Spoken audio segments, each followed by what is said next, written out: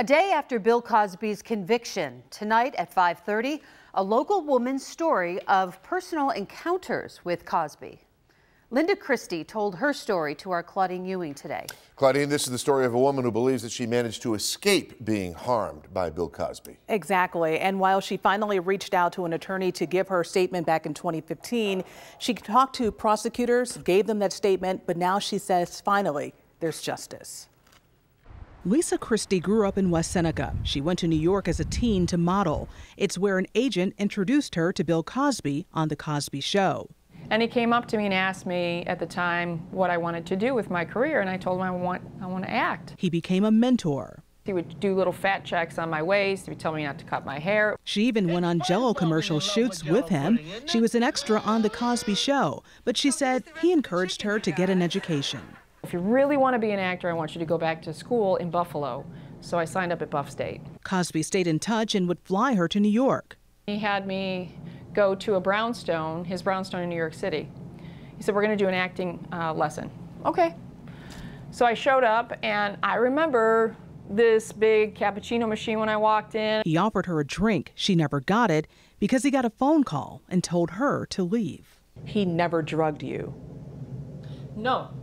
He later flew her to Chicago to audition for a movie. That was the last time she would see him face to face. He says, come on over on the couch and sit next to me. And he had a drink already waiting for me. Then it was time for an acting exercise. So when I closed my eyes, he began to try to kiss me. And I immediately moved. I said, what are you doing?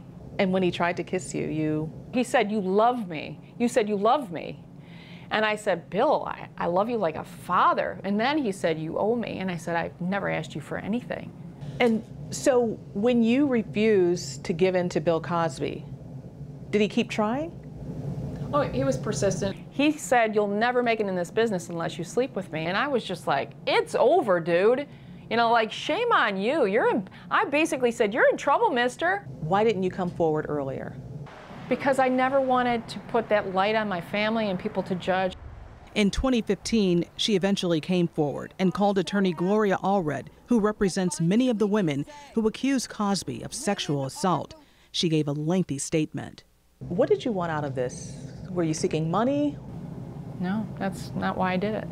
Yeah, justice is served. What was your reaction to the guilty verdict? I was like, woo! I was dancing. I was so proud that, you know, the courage for those women to stand strong. Against a man once considered America's dad. He shattered that image. He shattered everything. That's disappointing that this man had demons in his closet. Lisa Christie went on to become Mrs. America, and while she still models and teaches, she's an ordained minister as well. She says she was fortunate because she was not drugged, assaulted, or raped. And Claudine, she really talked a lot about the courage of the women who did come forward. She did, and she's really proud of that, and she applauds their courage for coming forward. She says that was brave, that was necessary for them to do, and her entire interview we're going to have on WGRZ.com because there's a lot more that she had to say, especially about her interactions with Bill Cosby. She was fortunate, though, that was very it fortunate. didn't end differently for her. Exactly. Yeah, interesting. Thank you, Claudine. All right, well, there is